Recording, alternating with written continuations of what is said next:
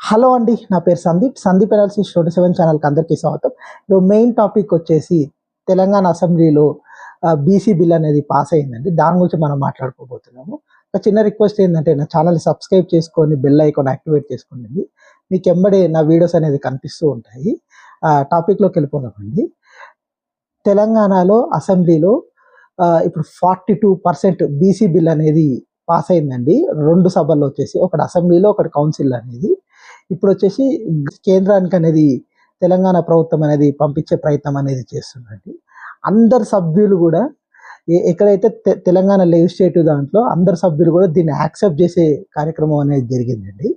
అదే కాకుండా ఇప్పుడు ఇది వచ్చేసి మెయిన్గా వచ్చేసి ఈ 43% అనేది స్టేట్లో అమలు చేయడానికి, అంటే బీసీ వాళ్ళకి 43% అనేది స్టేట్లో ఈ రిజర్వేషన్ అమలు చేయడానికి ఈ బిల్ అనేది తెలంగాణ ప్రభుత్వం అనేది అసెంబ్లీలో అనేది పెట్టడం జరిగింది. ఈ బిల్ అనేది ఇప్పుడు పాస్ అయిందండి.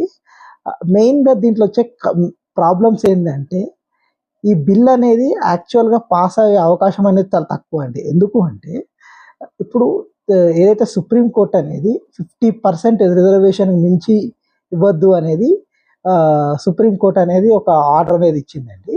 అదే కాకుండా చాలా వరకు ఇప్పుడు చాలా రాష్ట్రాల్లో కూడా ఈ బిల్స్ అనేది ఇప్పుడు అబోవ్ 50% అనేది ఉందండి ఇంతకుముందు.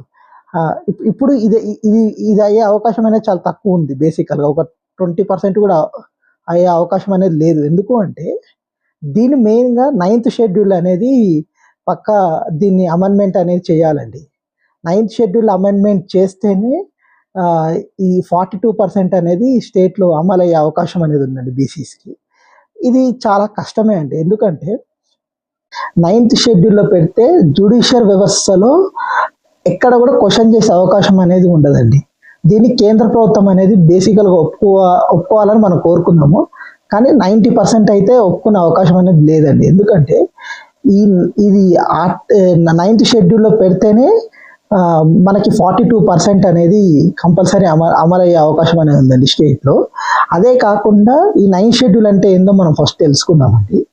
9th షెడ్యూల్ అంటే ఇది వచ్చేసి ఇది 1951లో ఫస్ట్ అమెండ్మెంట్ ద్వారా ఇది ఈ 9th షెడ్యూల్ అనేది వచ్చిందండి. అదే కాకుండా చాలా వరకు దీంట్లో 31A 31B రెండు ఉంటాయండి. దీంట్లో 31B వచ్చేసి మీకు జ్యుడిషియల్ లెవెల్లో క్వశ్చన్ చేయకుండా ఉండాలి అంటే దీని 9th షెడ్యూల్ అనేది పెట్టే అవకాశం అనేది ఉండాలండి. అంటే ఇప్పుడు ఏదైతే అసెంబ్లీలో పాస్ అయిన బిల్ ఉంది కదా, ఏదైతే 42% ఆఫ్ బీసీస్కి రిజర్వేషన్ ఇవ్వాలనేది, అది కష్టంగా ఇప్పుడు ఇది 9th షెడ్యూల్లో పెడితేనే ఇప్పుడు మన కోర్ట్ ఆఫ్ లాకి వెళ్ళినాం అనుకోండి, ఎవరైతే తెలంగాణ ప్రభుత్వం అయినా వెళ్ళినా కానీ దీన్ని కొట్టేసే అవకాశం ఉంది. ఎందుకంటే బేసికల్గా కోర్ట్ అనేది 50% రిజర్వేషన్ మాత్రమే ఇవ్వాలని చెప్పి కోర్ట్ అనేది ప్రకటించేసిందండి. దీనికి అగెనెస్ట్గా వెళ్ళాలి అంటే ఇప్పుడు 9th షెడ్యూల్ అనేది కంపల్సరీ పెట్టాల్సిన అవసరం ఉంది.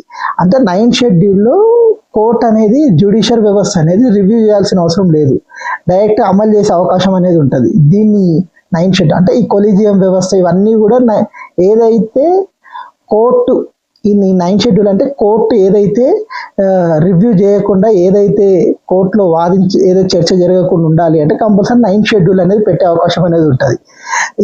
ఇది కేంద్ర ప్రభుత్వం చేతిలో ఉందండి. ఇప్పుడు బేసికల్గా కేంద్ర ప్రభుత్వం వచ్చేసి ఇది 90% అనేది పెట్టే అవకాశం అనేది బేసికల్ లేదు. 10% మళ్ళీ ఏదన్నా బెనిఫిట్ అయితే చేయొచ్చు, కానీ 90% అనే అవకాశం అనేది లేదు. సీఎం రేవంత్ రెడ్డి గారు వేరే పార్టీస్ అన్నీ కూడా వెళ్ళి కూడా అడుగుతామని ప్రకటించారు. కానీ అది ఎంతవరకు అవుతుంది అనేది కష్టమే అండి. అదే కాకుండా చాలామంది ఇది అవుతుందని అందరు అనుకుంటున్నారు, కానీ ఇది చాలా కష్టమే అండి. ఎందుకంటే దీంట్లో ఓన్లీ 9th షెడ్యూల్లో పెడితేనే ఇప్పుడు వచ్చేసి 42% అనేది కంపల్సరీ అమలయ్యే అవకాశం అనేది ఉంది. ఇది చాలా కష్టమే.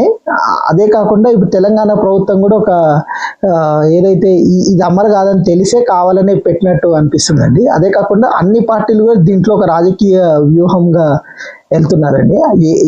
అన్ని పార్టీలకు కూడా తెలుసు బేసికల్గా ఏంటి అంటే ఇది వచ్చేసి ఇది రాజ్యాంగ సవరణ చేస్తేనే ఇది అవకాశం ఉంది కానీ మామూలుగా అయితే అవకాశం లేదని అన్ని పార్టీలకు తెలిసినా కానీ ఓట్ల రాజకీయాల కోసం ఇది చేస్తున్నారండి బేసికలీ.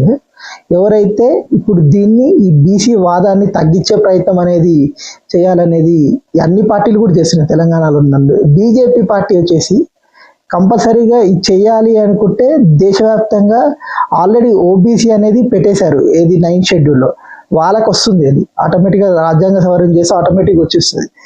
ఇది చేయాలి అంటే ఏదైనా రాజకీయ బెనిఫిట్ ఉంటేనే ఈ కేంద్ర ప్రభుత్వం అనేది చేస్తుంది. కానీ చూద్దాం మరి ఏమవుతుందో. ఇది నాకు తెలిసినంత వరకు అయితే ఇప్పుడు ఇదైతే జరగదండి. ఇదేంటంటే అందరు కూడా ప్రజల్ని మోసం చేసే కార్యక్రమాన్ని ఎక్కువగా చేస్తున్నారండి. అంటే ఇదేంటంటే ఓట్ల రాజకీయమే అండి బేసికల్గా. చూద్దాం మరి ఏమవుతుందో. థ్యాంక్ యూ అండి. నా ఇన్ఫర్మేషన్ కానీ మీకు నచ్చినట్టయితే నా ఛానల్ని సబ్స్క్రైబ్ చేయండి, లైక్ చేయండి, షేర్ చేయండి.